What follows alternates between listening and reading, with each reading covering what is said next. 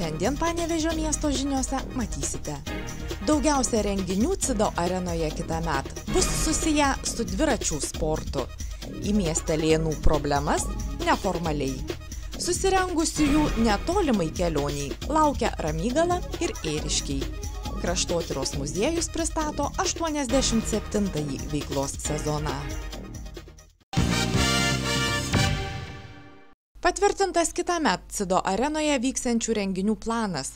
Darbo grupės nekomerciniams renginiams atrinkti pirmininkės Janinos Gaidžiūnaitės teigimu, galimybė 20 dienų per metus naudotis universaliąją sporto areną išnaudota visiškai. Labai gražiai viskas susiklostė ir konkurso sąlygos ir dalyvių skaičius atitiko visiškai pilnai dienų skaičių, nebuvo netgi ko atmesti, tiesiog džiugu. Galiu tik tai pažymėti, kad šiais metais daugiau dėmesio arba daugiau renginių susijusių su dviračių sportu yra.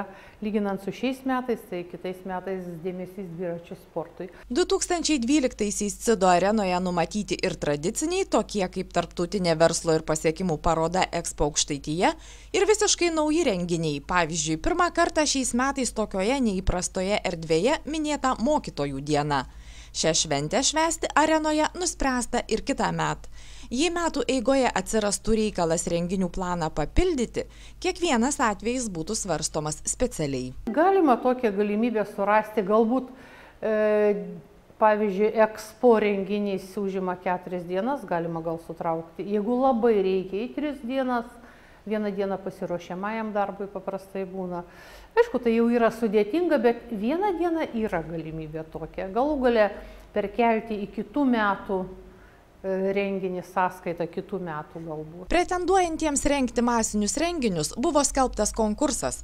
Paraiškas galėjo teikti savivaldybės, šalies institucijos, nevyriausybinės organizacijos, viešosios įstaigos ir pelno nesiekiančios organizacijos. Kadangi dauguma projektų susiję su dviračių sportu, ateinančiuosius drąsiai galima skelbti dviračių metais. Siekdamas, kad gyventojų problemos, kurių negalėdami įveikti patys, jie kreipiasi pagalbos į savivaldos instituciją, būtų sprendžiamos ne įprasto atsirašinėjimu, bet operatyviai ir tikslingai, vicemeras šioje darbo srityje teigia inicijuojantis pokyčius. Ne tik tai paprašau atsakingų institucijų ir atitinkamų skyrių, kad jie įsigilintų į problemas ir teiktų siūlymus, kaip jas išspręsti, bet ir netgi dabar bandau, kaip ir praeitą savaitę, bandau juos pasikviesti pas save ir kad jie mane informuotų, kas nuveikta tuo ar tuo klausimu. Ir galiu pasakyti, kad pirmieji rezultatai gaunami teigiamai, nes kai kurios problemos pasirodo galima, kurios tęsiasi dešimtmečiais, galima įspręsti netaip sunkiai. Pasak mero pavaduotojo Petro Narkevičiaus, nepateisinama, kai valdininkas rašo formalų atsakymą. Negalima, nėra pinigų, ar pacituoja kokio nors teisės akto punktą. Daugeliu atveju pakanka tik geranoriškumo. Žmonės kreipiasi, kad ten 5-6 metus medžiai virsta ant sodybų. Tai pasirodo, kad užteko 2 savaičių spręsti klausimą. Toliau čia mes turėjom, kaip sakyti, ir galų gale renginio momentus, kai nebuvo galimybių ten šienauti, tvarkyti, dėlioti, kai mes susitarėm ir su gyventojais, su įmonėm ir tai padarėm praktiškai nemokamai. Šaligatviai, vanduo bėgantis į rūsius, kur ne visada išeina įspręsti, bet ieškom būdų ir variantų, kaip tuos dalykus spręsti. Atvejus, kuomet apie problemą informuojantis miestelėnai prisipažįsta net nesitikintys sulaukti pozityvaus sprendimo ar bent jau atsakymo raštu, valdininkas vadina nenormaliais. Daugelis kasdienybę kartinančių realijų, kaip šiukšliadėžių atitraukimas toliau nuo kapaviečių ar pasirūpinimas, kad būtų išvalyti paviršinių nuotekų šulinėliai, pakeičiamos be ypatingų pastangų. Išanalizavę miestelėnų poreikius, Panevėžio turizmo informacijos centro specialistai daro išvadą, jog nepaisant to, kad finansinės galimybės turiningai poilsiauti ženkliai sumažėjo, vis dėlto žmonės nori nors vieną savaitgalio dieną praleisti prasmingai. Tiesa, apgailestaujama, kad trūksta pasiūlymų vaikams, tačiau stengiamasi šį stygių kompensuoti.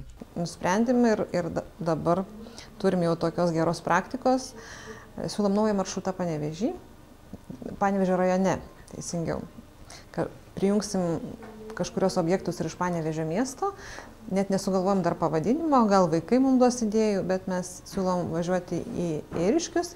Netoli ten yra įsikūrusi triušių ferma ir savininkai ponai Kubiliai, kurie ten dirba, sutiko mielai priimti moksleivius. O toliau kelionę tęsiam į Ramygalą, veikia mechaninis malūnas ten su edukacinė programa ir galima pamatyti, kaip iš grūdų gaminami miltai, ganėtinai ilgai tas procesas užtrunka, mechanizmai yra seni ir veikiantis, kuo jie labai džiaugiasi. Ir jeigu vaikai pageidauja su tėveliais ir suaugusiai tuo pačiu, net gali tiesiog malūnę pasidengti savo arbatos ar kavos ar pietų stalą. Džiaugiamasi, kad atsiliepimai šiuo maršrutu vykusiųjų mokytojo dienos proga palankūs. Akcentuojami privalumai. Praplėstas akiratis užtrukta neilgai, vos 4 valandas, be to išleista pinigų suma simbolinė. Žinia, pasiūlymų spektras suaugusiesiems platesnis. Labai populiaru pas mus dabar yra lankytis ir Pakruojo dvare, Joniškėlio karpių dvaras vilioja, tuo labiau, kad galima dar padegustuoti vyną ar vyno gėrimą Joniškėlį, tai į moksleivių arba į ekskursiją skirtą vaikams mes kviečiam lapkričio mėnesį, o gruodžio mėnesį siekiant sukurti kalėdinę nuotaiką, lankysim dvarus ir tikimės, kad tas vynas sušildys gruodžio mėnesį panevėžiečius. Panevėžio turizmo informacijos centras, sako jo vadovė Daiva Tankūnaitė, teikia visą turistui reikalingą informaciją apie pažintinių kelionių po miestą ir jo apylinkės maršrutus. Taip pat siūlo ir tolimesnės, pramoginės bei poilsinės keliones ne tik šalies teritorijoje. Panevėžio kraštotyros muziejus pristato naują, jau 87-ąjį veiklos sezoną. Kadangi didžiausią dėmesį ketinama skirti šeimoms bei visuomeniai, pradedama dirbti ir šeštadieniais. Kiekvieno mėnesio pirmąjį šeštadienį rengiami šviečiamojo pobūdžio seminarai paskaitos. Kiekvieną trečią mėnesio šeštadienį yra tokia kaip muziejaus šeštadieninė akademija, kurių metu jau nuo šio mėnesio spalio 3 šeštadienio iki pat muziejų naktų renginio, iki gegužės mėnesio, vyks tokios ir mokomosios, ir žinių apsikeitimo studijos, kuomet kviečiamos ir šeimos, ir jaunimas, ir suaugę, ir vaikai.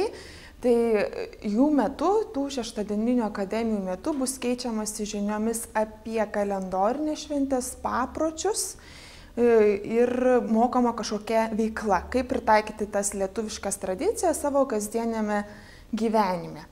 Jų, kaip išklausius tokias kaip paskaitėlės, bus gaunami įvairūs pažymėjimai, taip kad žmonės gaus įvairiapusę naudą ir linksmai praleis laiką ir sužinos, na ir dar bus kaip pagerbti ir jų žinios bus įvertintos. Aktyviausiųjų šeštadieninės akademijos lankytojų laukia staigmena. Muziejų naktyje surengtame konkurse jie galės pasivaržyti, kuris sužinojo daugiau, o svarbiausia nepamiršo. Artimiausiu metu kviečiam visus susipažinti su vėlinių šventėmis. Dažnai mes tai priemam kaip ramybės tokį susikaupimo metą, savo artimųjų prisiminimą, žvakučių uždegimą. Dėl to kviečiam ir pažinti kitas tradicijas, nes ne veltui tai yra vadinama šventė. Tai kaip ji buvo švenčiama, kodėl buvo švenčiama ir kodėl tai iš viso vadinama švente.